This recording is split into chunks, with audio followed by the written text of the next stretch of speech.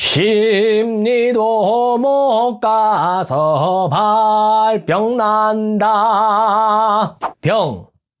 예전부터 우리 어른들이 병원에 자꾸 드나들면은 병도 따라온다 라고 하는 말 들어보셨지요? 건강을 지키려고 병원에 갔었는데 오히려 없던 병이 생긴 느낌 한 번쯤은 느껴보셨지요? 그리고 건강검진. 건강검진은 조기 진단, 조기 치료를 목적으로 받는 건데 때로는 이 건강검진이 없던 병도 만들어내는 거 한 번쯤 느껴보셨지요? 박서방입니다. 오늘 영상은 제 생각이 아니라 의학계에서도 신뢰받고 있는 30년간 현장을 지켜온 한림대학교 성심병원 김현아 교수님의 강연과 저서를 바탕으로 영상을 준비했습니다. 현대 의료가 진짜 많이 발전했잖아요. 최첨단 기계, 빠른 진단, 다양한 검사, 분명히 우리 삶에 큰 혜택을 주고 있어요. 그러나 이 혜택 뒷면에는 우리가 몰랐던 많은 문제가 있어요. 우리는 얼마나 빨리, 얼마나 정확하게 진단하는지에 대해서는 엄청나게 많은 정보를 얻고 있지만은 그 과정 속에서 생기는 문제점에 대해서는 전혀 알질 못해요. 김현아 교수님이 이런 표현을 하셨어요. 가짜 환자. 현대 의료의 가장 큰 문제가 너무 많은 사람들을 환자로 몰아간다는 거예요. 가짜 환자라고 하면은 세 가지 유형으로 나눌 수가 있어요. 첫 번째, 화려한 기계들, 다양한 첨단 장비들로 많은 검사를 하다 보니까 병이 없음에도 불구하고 검사상에 이상이 발견되면은 결국 환자가 되어버리는 구조지요. 검사가 만드는 가짜 환자. 두 번째, 병에 걸릴 이유가 없는 사람들도 생활 환경이나 사회 구조 때문에 병에 걸릴 수도 있는데 그런데 이런 거는 병원에서는 해결할 수가 없는데 자꾸 병원에 와서 해결해 달라고 하니까 생기게 되는 가짜 환자. 마지막 세 번째, 우리가 고령화 사회로 가면서 점점 노화와 질병의 경계가 아리송송해지는 거예요. 어디까지가 늙는 과정으로 봐야 하는지, 어디서부터 병이라고 해서 치료를 해야 하는지 애매해지거든요. 이처럼 노화와 질병이 뒤죽박죽 되면서 만들어지는 가짜 환자. 그러면 실제 사례가 어떤 것들이 있는지 한번 알아볼까요? 그 전에 구독과 좋아요, 알람 설정까지 부탁드리겠습니다. 요즘 병원은 검사 장비가 진짜 좋잖아요. MRI, CT, 초음파, 각종 피 검사. 너무 정밀하다 보니까 이상 소견이 하나씩은 꼭 나와요. 그런데 문제는 이 이상 소견이 실제로는 병이 아닐 수도 있다라는 거예요. 김현아 교수님이 진료했던 환자분 중에 40대 남성분의 이야기입니다. 2달 전부터 머리가 너무 아파서 약을 먹었는데도 아무런 효과가 없었대요. 그래서 동네 병원을 찾아가게 된 거지요. 동네 병원의 의사 선생님께서 하시는 말씀이 잠을 많이 주무시고 일을 좀 줄이세요. 여러분들도 병원에 가면 자주 듣는 얘기지요. 그러니까 이 남성분이 받아들이지를 못하는 거예요. 아니, 나는 지금 큰 병에 걸린 게 확실한데 대학병원 가서 치료하랍니다. 진료 소견서 하나 써주세요. 이러시는 거예요. 그래서 대학병원으로 갑니다. 대학병원의 신경과.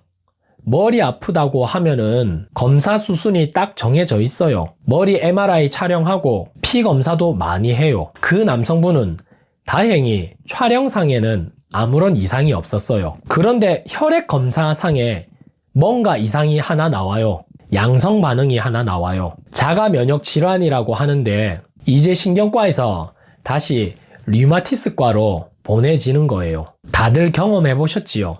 대학병원에 가면은 여기 갔다가 저기 갔다가 이과 갔다가 저쪽 과 갔다가 하는 거. 자, 그 남성이 김현아 교수님을 만나서 그동안의 사연들을 다 얘기합니다. 그런데 교수님도 동네 병원 의사와 똑같이 잘 주무시고 일을 좀 줄이세요 라고 처방을 합니다. 여기서 이 남성이 납득을 하지 못하는 거예요. 아니, 검사하니까 이상이 있다고 하는데 그러면 더 정밀 검사를 해야 되는 거 아닌가요?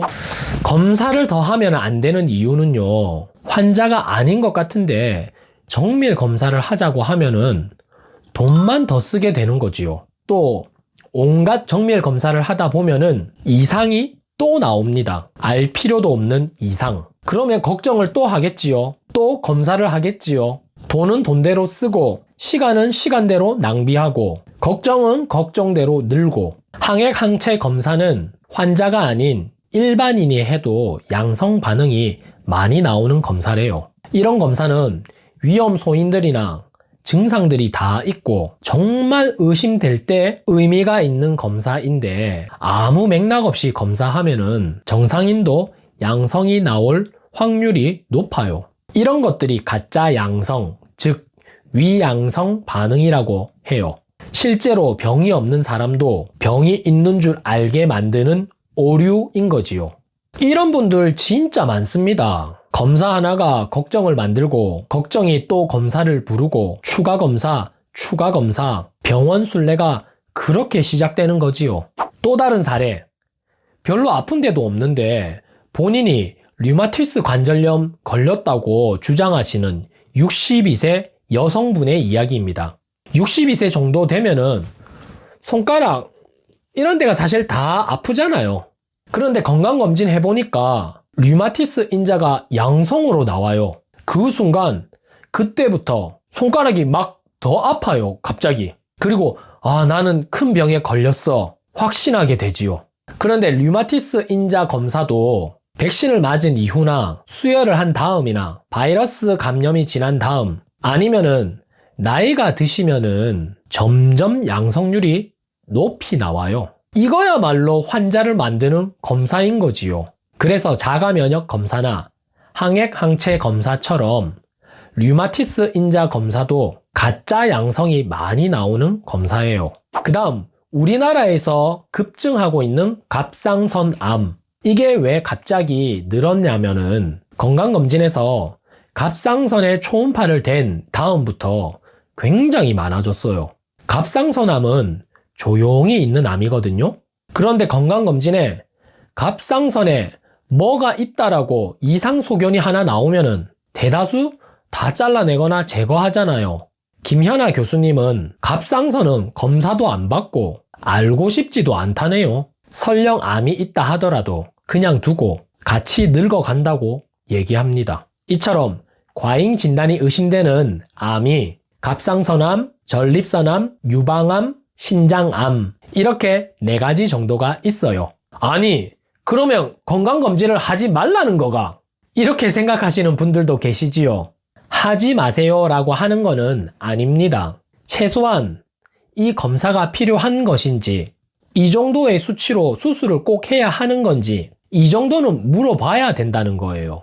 그 다음 생활 환경이나 사회 구조로 생기는 가짜 환자. 이거는 아무래도 젊은 분들에게 많이 생기는 거겠지요. 몸보다 마음이 먼저 병드는 거. 과로, 야근, 무기력, 스트레스, 일자리 부족, 쉼 없는 경쟁, 그리고 스마트폰 중독 이런 것들. 지금 같은 환경에서 살아남으려면은 몸보다 먼저 마음이 건강해야 한다는 거지요. 마음이 병들면 몸도 따라 병들게 돼 있잖아요. 그 다음 우리가 살아가면서 절대 피할 수 없는 변화. 바로 나이가 드는 거. 살아가면서 자연스럽게 겪는 노화. 병이 아닌 노화마저 병으로 만드는 의료 현실인 거지요. 늙는다는 거는 병일까요? 누구나 나이를 먹습니다. 이곳 저곳이 예전 같지 않잖아요. 그런 이 당연한 노후의 징후들조차 병으로 진단해버리는 세상이 되었어요. 실제로 무릎이 아파서 병원에 가면은 또 MRI부터 찍습니다. 그럼 반월상 연골이 찢어졌다는 말 많이 들어보셨지요? MRI상 연골판이 찢어진 사람들 대부분이 통증은 없어요. 그리고 허리, 완전히 건강한 사람 100명을 데려다가 MRI 찍어보면은 50명은 디스크 소견 나옵니다. 디스크가 있다라는 거, 아프다는 것과 전혀 다른 이야기입니다. 장수하신 분들 해부해보면은 암이 있는 분이 정말로 많다고 해요. 그냥 모르고 살다 가는 거지요. 고생하면서 수술받고 치료받다가 가는 게 더 불행한 거 아닐까요? 차라리 몰랐더라면 더 편하게 사시고 가실 수도 있을 텐데 완벽하게 건강하게 태어난 사람은 없어요. 우리는 태어나면서부터 고장났다가 회복됐다가 반복하면서 살아가는 거잖아요. 암도 생겼다가 사라졌다가 하고요. 늙는다는 건 병이 아니라 시간이 자연스럽게 지나간다는 것일 뿐이에요. 그런데 그걸 인정하지 않으면은 고치고 계속 고치고 고치려고 하니까 오히려 병을 만들 수도 있다는 거예요. 누가 잘못되었다라고 말하는 게 아닙니다. 병을 만드는 시스템, 그걸 막는 거는 결국 나의 판단이에요. 오늘의 영상은 여기까지입니다. 이번 영상은 오랫동안 공부했고 오랫동안 고민했어요. 박서방, 네가 의사도 아닌데 뭘 안다고 그러노? 이런 분도 계실 테고 오늘 내용이 다소 불편하셨을 수도 있어요. 건강, 우리 모두에게 너무 중요하잖아요. 그래서 저의 개인적인 의견보다는 의학계에서 신뢰받고 있는 한림대학교 성심병원 김현아 교수님의 이 책을 쓰셨어요. 저도 읽어보고 있거든요. 김현아 교수님의 말씀을 바탕으로 정리해봤습니다. 더 깊게 더 자세히 알고 싶으시면은 유튜브에 김현아 교수라고 치면은 굉장히 자세하게 유익한 영상들이 많이 나옵니다. 참고하세요.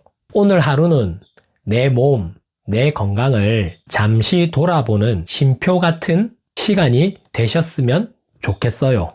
영상이 조금이라도 유익하셨다면은 아래 댓글에 건강하자라고 써주시면은 제가 정성껏 답변해 드릴게요. 내 생활을 편리하게 아는 사람만 쓸 줄 아는 다음에도 더 좋은 정보로 돌아오겠습니다. 건강하세요.